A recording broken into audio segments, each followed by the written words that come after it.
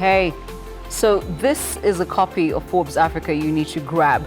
It's 23 African billionaires, and I think Forbes should have added legit African billionaires, but they didn't, so I added that.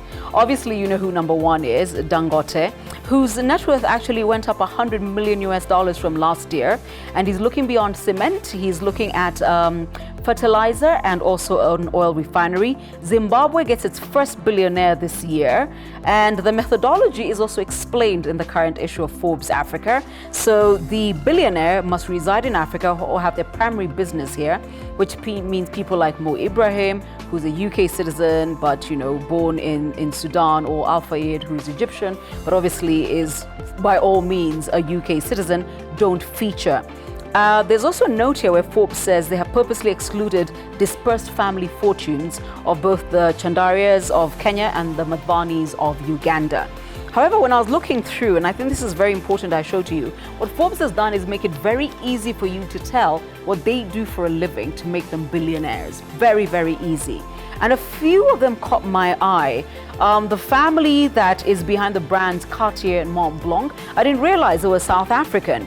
I also learned about the owner of one of the largest sugar refineries in the world. He's billionaire number 6 on the list. His name is Issad Rebrab, and he's from Algeria. I also came across a gentleman whose family has been in banking and insurance forever and a day. However, what really, really caught my attention is the fact that he is part owner and co-owner of a ranch of one of the biggest cattle breeders in Africa. And here you are acting like you don't want anything to do with animals or farming. And of course, the youngest billionaire on the list is from Tanzania. Find out who he is and find out why, in the middle of reading about all those billionaires, you see the story about Kenya's very own Eugene Bugwa. He's 27 years old and he's featured in this particular issue of Forbes Africa. How do you lose 2.1 billion in one day?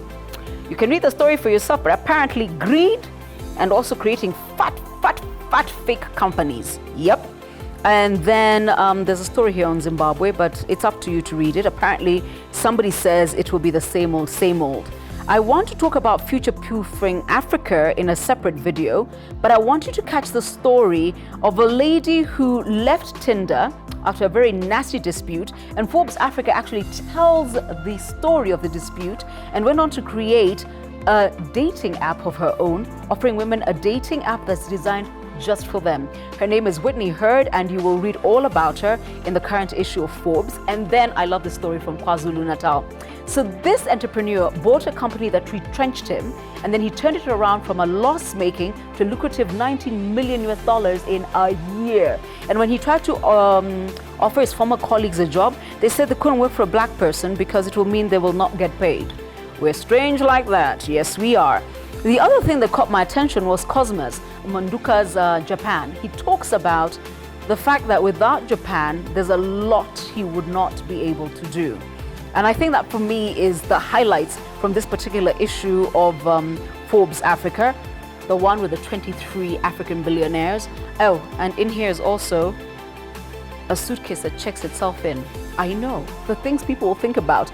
Get yourself a copy. Obviously, you can always hit me up to get you one, but get yourself a copy. This one is the one you must give to your 22-year-old daughter and son and say, this is how you do it. Well done, Forbes. I'm really proud of this issue.